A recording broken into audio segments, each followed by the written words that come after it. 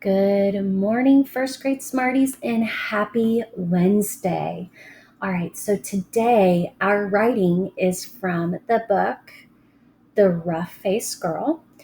And if you have had the privilege to listen to this story from Miss Ray or on the YouTube video, you would have been introduced to our main character, who's our Cinderella character, the rough faced girl, and we learn all about her story and how she is a Cinderella character.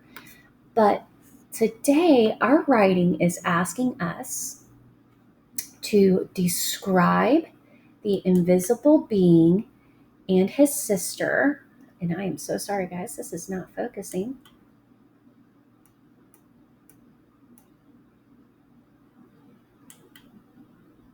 To describe the invisible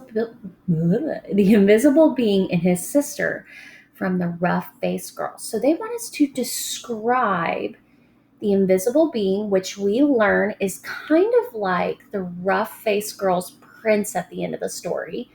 And it also wants us to describe his sister. So I'm thinking out loud right now for you. So when I listen to this story, the first thing I noticed about the invisible being's sister was when the rough faced girl's two older sisters were really mean to her, right?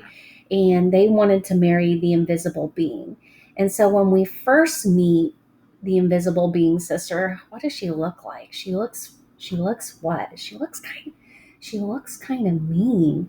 And then we learn that she is very protective of her brother, right?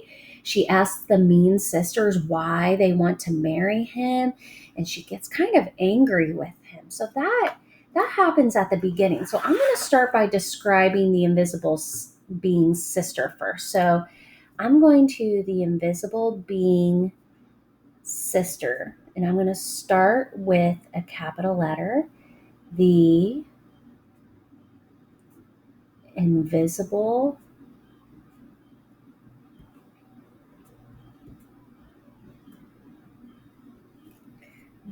beings. Oh, no, I'm sorry, that's supposed to be a capital B. The invisible being's sister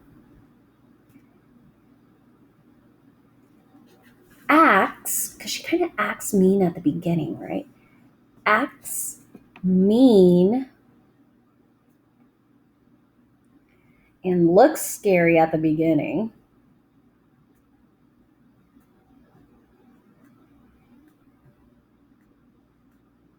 Scary. I'm making sure that I'm saying the words as I'm writing them out so it makes sense. The invisible being's sister acts mean and looks scary at the beginning. Beginning.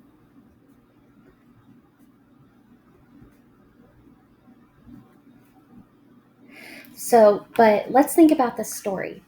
Did she look like this for the rest of the story? Let's fast forward to a few pages when the rough-faced girl decides that she wants to marry the invisible being. Remember, she comes in her homemade outfit, and oh, who does she start to see? Who does she start to see in nature? But when we see the invisible being's sister again, here she is.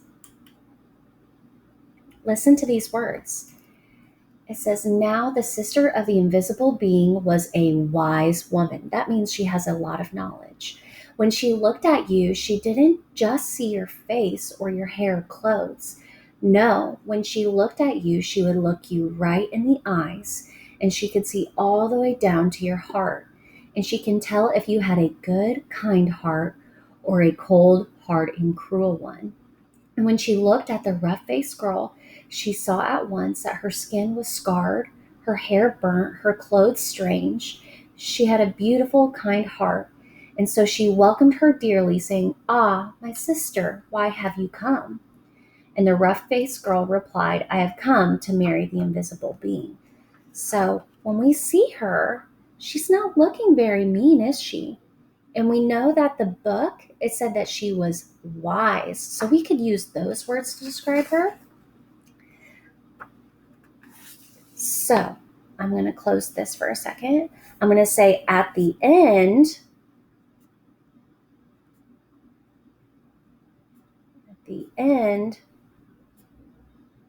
the sister, I'm going to use words from the book to describe what the book says about the sister. At the end, the sister is kind and wise. Okay.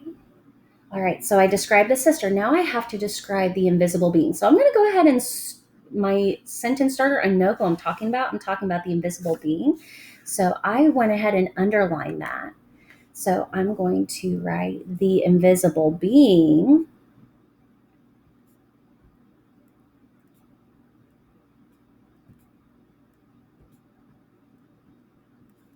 I have enough space to write his name right here.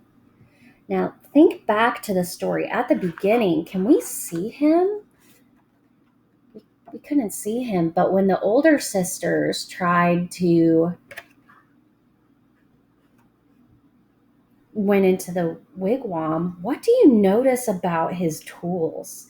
What do you notice about his bow and his quiver? They're huge, right? So we know that the invisible being is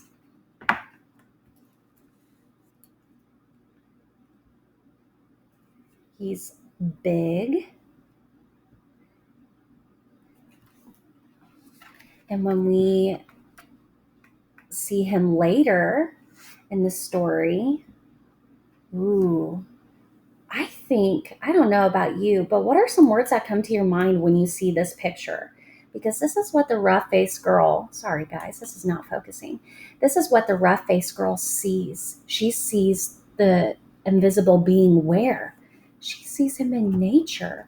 So I'm seeing some muscles. So I'm thinking if he looks, oh, so there he is again. He's pretty big dude.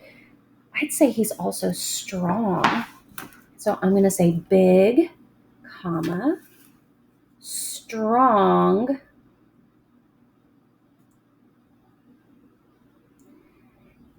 And when we finally see him, so we see that he's big and he's strong, but listen to what he says about the rough-faced girl. And when he saw her sitting there, he said, "At last we have been found out." Then, smiling kindly, he added, "And oh, my sister, but she is beautiful." And his sister said, "Yes." So, we also learn that the invisible being is what? What word did they say to describe his smile? They said that his smile was kind. So we could say the invisible being is big, strong, and kind, just like his sister, right?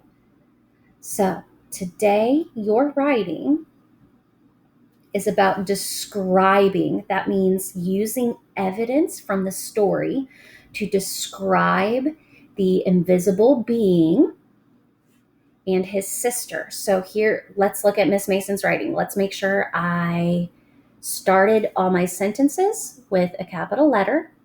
I ended with punctuation. I made sure that I took my time. I used my best handwriting. I have finger spaces. And now I'm going to read it to make sure that it makes sense.